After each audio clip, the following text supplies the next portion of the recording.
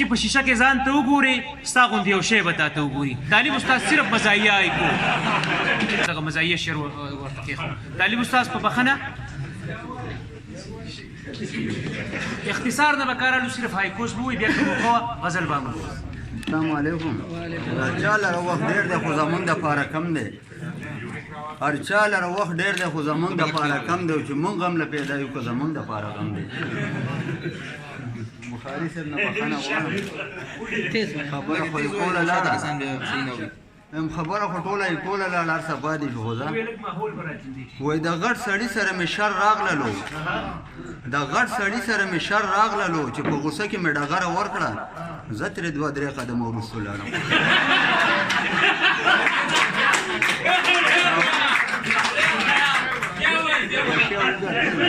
وایي د غټ سړي سره مې شر راغللو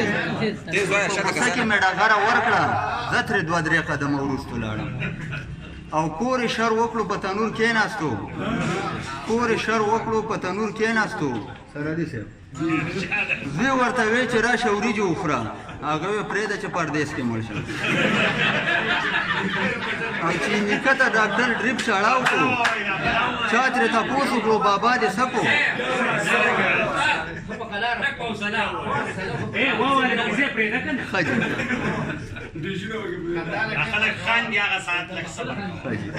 کور شر وکړو په تنور کېناستو زوی ورته وی چې راشه وریجې وخوره هغه یې پرېږده چې پردیس کې مړ شم او چې نیکه ته ډاکټر ډریپ چاړاو کو چا ترې تپوس وکړو بابا دې څه کو وی هغه په کلینیک کې چارج ته پروت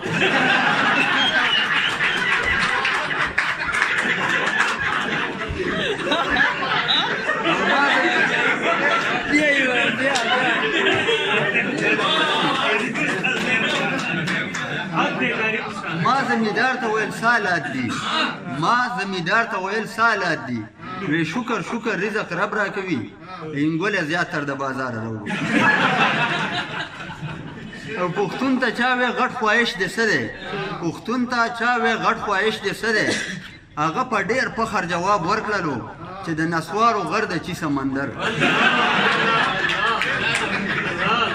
او تعلیم یافته وی د خور جاب مې وشو تعلیم یافته وی د خور جاب مې وشو انپړ ګڼل جوړمړ ماشوم پیدا دی وی ځه الله دې د اخر ګټه کړي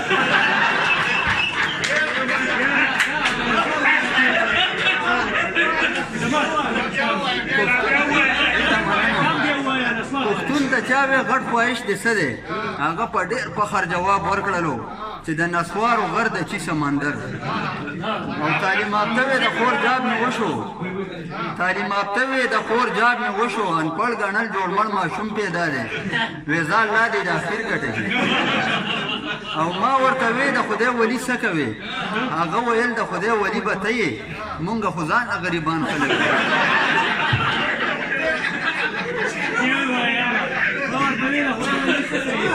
ما ورته وی د خدای ولی څه کوې هغه ویل د خدای ولی به ته یې مونږ خو ځان غریبان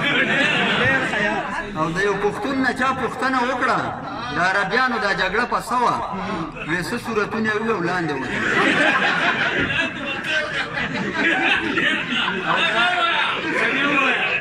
د یو پښتون نه چا پوښتنه وکړه د عربیانو دا جګړه په څه وه وی څه صورتونه یې وویل وړاندې وکړه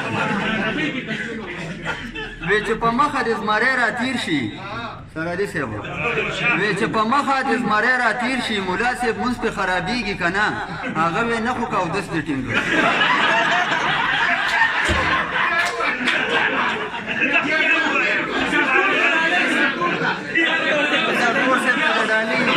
وی چې په مخه د زمری را تیر شي ملا صاحب مونځ پې خرابېږي که نه هغه وی نه خو که اودس دې ټینګ کړي